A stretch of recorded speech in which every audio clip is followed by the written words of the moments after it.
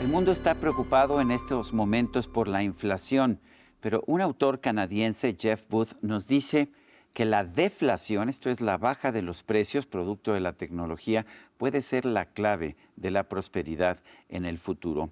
Esto lo ha señalado Jeff Booth, quien es empresario y escritor canadiense. Fue líder de Build Direct, una compañía de tecnología que buscaba ayudar en la industria de la construcción, y en enero del 2020 presentó su libro The Price of Tomorrow, Why Deflation is Key to an Abundant Future, el precio del mañana, por qué la deflación es la llave para un futuro de abundancia. Vamos a hacer esta conversación en inglés. Jeff, thank you very much. I know you're in Zihuatanejo. I'm in Mexico City, and I know you're in the midst of your vacation, so thank you very much for speaking with us. Everyone's worried about inflation. And you tell us that deflation is the key to the future. Why? Yeah, it's a hard concept, and it's a hard concept because we're dealing with two systems that are colliding into each other. One driven by the free market and technology, which brings more for less or deflation. In fact, why we use technology, why we're able to do this Zoom call right now that can touch many more people, is because technology allows that. And we use things that free our time and allow prices to fall. But we're trapped in a system that is built on debt, and that debt requires inflation to be able to remain viable. So what's happening is you have central banks around the world pushing harder and harder to drive inflation because it's actually the only way to pay back a debt in a system that is essentially a man-made system competing against the free market that's trying to drive prices down. Now, technology is changing the rules of the game. The cell phone that I have is, 100,000 times more powerful than computers in the 1950s or 1960s. But is that taken into account in the inflation indices?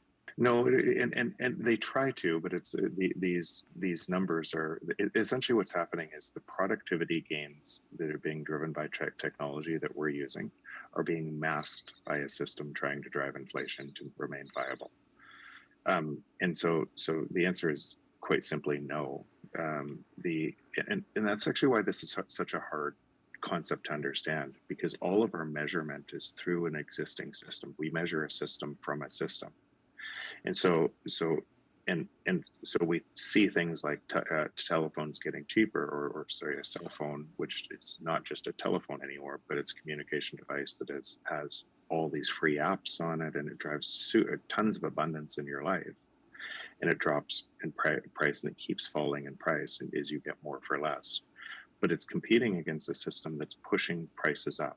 So even the gains that you've had in your technology and in your cell phone, you think, okay, well, that can go down, but my house can go up.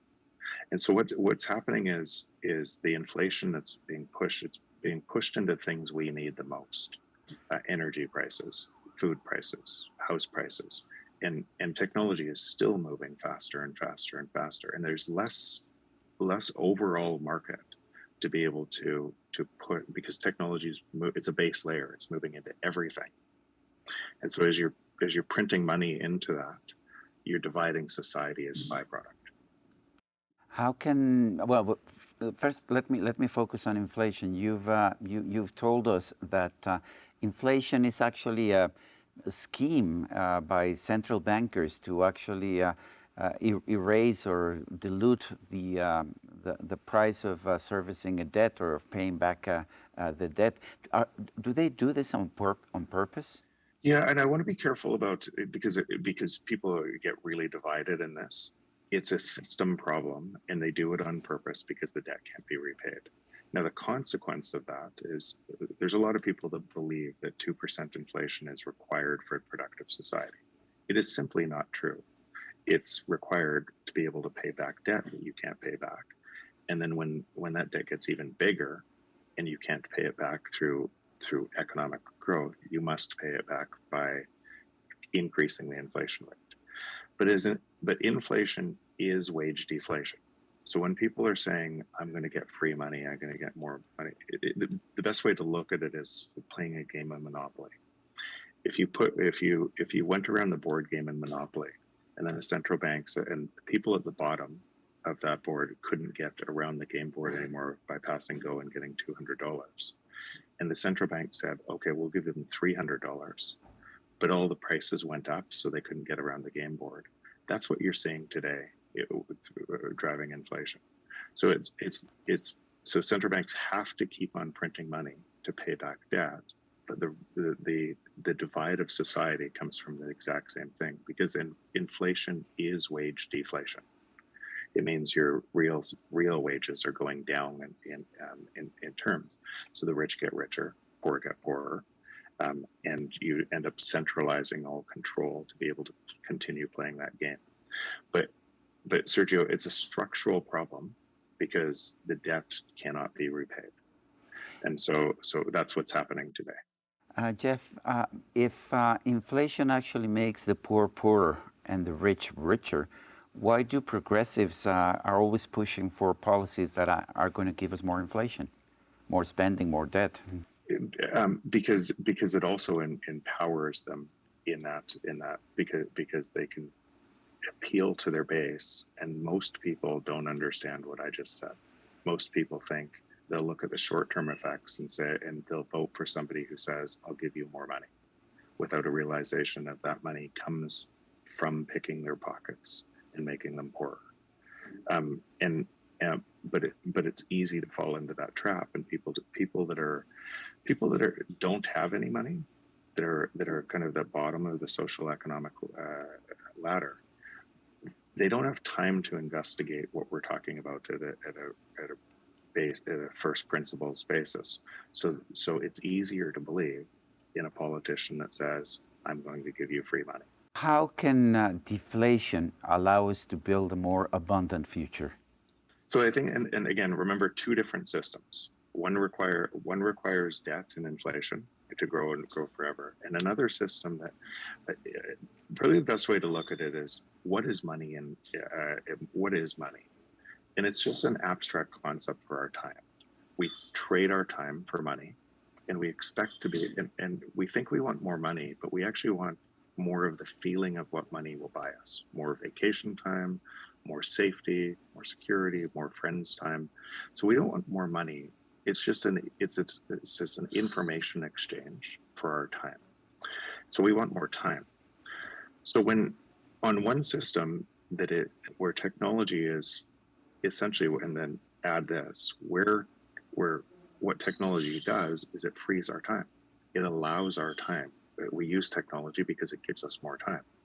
So you have a system that is designed around technology, our work, which saves labor and reduces and gives us more as a result. And you have a system competing against that time by distorting money. You distort our time. So deflation is the natural consequence of a free market and technology. And what's happening is most of the deflation is in front of us. As we move into artificial intelligence and artificial general intelligence and robotics, more and more of our time is enhanced as prices fall. In fact, the only way to set a system that allows the abundance gained from technology to be most broadly distributed is through a system that cannot manipulate money to steal our time. It's peculiar that you say that. In the past two financial crises, we had one in 2008, but we also had one in 2020 with the pandemic. The solution was to spend more government money to increase debt. What do you think of those solutions to the financial crises that we've had? Well, what's happening, and I think you're seeing it all around the world today, and maybe this is a better way of looking at it. If money is just information about an exchange of our time, and if people can distort money to be able to steal our time, money is just trust. And so all over the world, economies break down, societal chaos moves into society if we don't have trust in money, because it's just trust. And so if somebody can distort, kind of blow up a balloon, create more money out of thin air, eventually the balloon pops. Often the balloon doesn't pop in the way that people think it pops. Though the balloon pops because people lose trust in each other, and politicians fight on both sides of the aisle. Nations fight over trust and money when it's just an information exchange. So what you're seeing in society, which will unfortunately predictably get worse and worse, is a result of a loss of trust, which is it's just information and money. So when you have misinformation and money as a byproduct, and you must have misinformation everywhere in society. If we can't trust traditional money, what should we do? Should we buy gold? Should we buy cryptocurrency? What should we do if we want to save our money? So my personal, I've done a lot of, you can imagine, I've done a lot of work on this, both from the existing system and a transition to a new system. And the only thing I've seen that allows us to move to a system that is that it can be trusted and allows the technology or technological progress to be most distributed is Bitcoin. And I specifically say not other cryptocurrencies there, not to say that people couldn't make money short term on them, but I suspect what's going to happen is all of Web3 is going to be built on top of Bitcoin. And why is because it's a system that can't be gamed by human beings. And it can't be, and so it removes the ability for human beings to change the rules. Gold for a long time worked under a similar system, but because gold had to be centrally stored, you had to build a credit-based system on top of gold for velocity and money. And what that allowed over time, as you got to a long-term debt cycle like we would be in now, is that gold would be confiscated. People would change the rules and say, typically after a war, and say, we promise not to do it again. And then, but throughout human history, if money could be changed, if you could change rules on money to help some people at the expense of other people, history says that will happen. And so gold has typically been that, but it's been over time seized and changed, and Bitcoin can't be corrupted.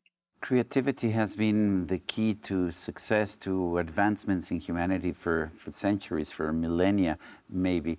What can we do to maintain a creative society? How can we keep on inventing things that will make our lives better? I love that you said that. I love that you said that. And actually, that's a polar opposite. So essentially, creativity. The ideas that we never saw before they were there comes from the free market. It doesn't typically come from centralized planning. And so all of societies, all of human evolution stands on top of that creativity, which comes from us. And we only use the things that give us the most value. So that's a paradox. And it's not really a paradox if you have a system aligned for it. But a system aligned on an incentive structure that allows the free market to work means we all win as society because prices keep falling and our time goes up. It actually allows the most creativity. But the key part about that that I think often people miss is the same reason Kodak missed the digital camera, even though they invented the digital camera. The status quo never sees the innovation as a benefit to society. They say that could hurt my business. And so what's happening today with Bitcoin is that type of change is happening at a monetary level, at the highest level. So it's a transition, but that transition, what it opens up is all of the innovation on top of it opens up essentially all of our ideas to work to save our time. Jeff Booth, thank you very much for taking the time in your vacation to speak with us. Thanks very much, Sergio. Y a usted, amigo televidente, que hace posible este programa, se lo agradezco también. Esto es todo por hoy, pero no se lo olvide. Nos vemos la próxima.